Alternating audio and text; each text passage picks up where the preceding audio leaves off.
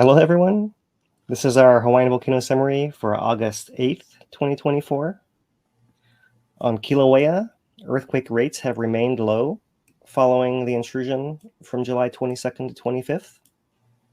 However, earthquakes are still ongoing in the area of the Upper East Rift Connector, especially, but also to some degree east of Maunaulu near Makaopuhi Crater as well.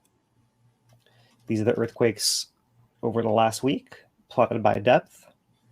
So the yellow ones are a little bit deeper and showing that south flank of Kīlauea is also adjusting, moving seaward in response to the magma injection that occurred here in recent weeks, and the adjustment that appears that it continues to propagate through pressure to the edges of that affected zone on either side of this bend of the East Rift zone.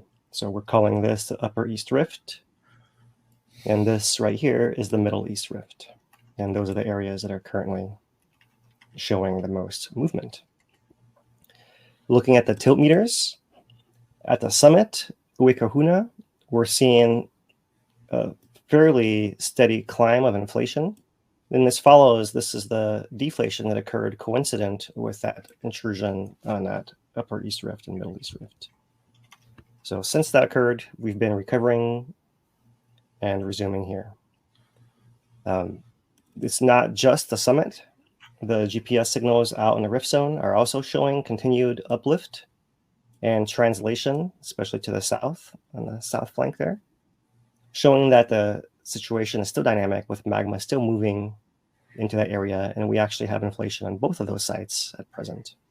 So pressurizing underground.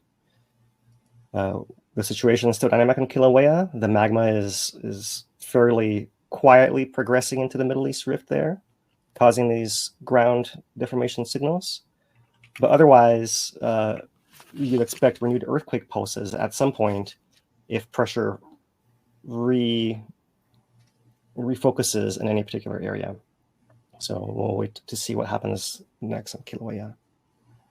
On Mauna Loa, earthquakes over the past week have been very few at the summit, following the recent pattern. But the tilt meter has shown a slight deviation with a little inflation here that has lagged Kilauea's inflation by a few days. However, most of what we've seen on Mauna Loa as far as these small signals has been adjustments to Kīlauea, which is neighboring it to the south and east. So perhaps as Kīlauea reinflated, it put pressure back against Mauna Loa and allows Mauna Loa to then show a very small signal that seems to have already flattened out by the time we're looking at it. Overall, the long pattern of Mauna Loa has been one of inflation and refilling following its eruption back in 2022. So we have a little bit more noise, scatter of the data, perhaps suggesting that there's more wiggle with Kilauea's recent adjustments. But the pattern overall is that of steady spreading north and south across Mauna Loa. And that's our summary for today.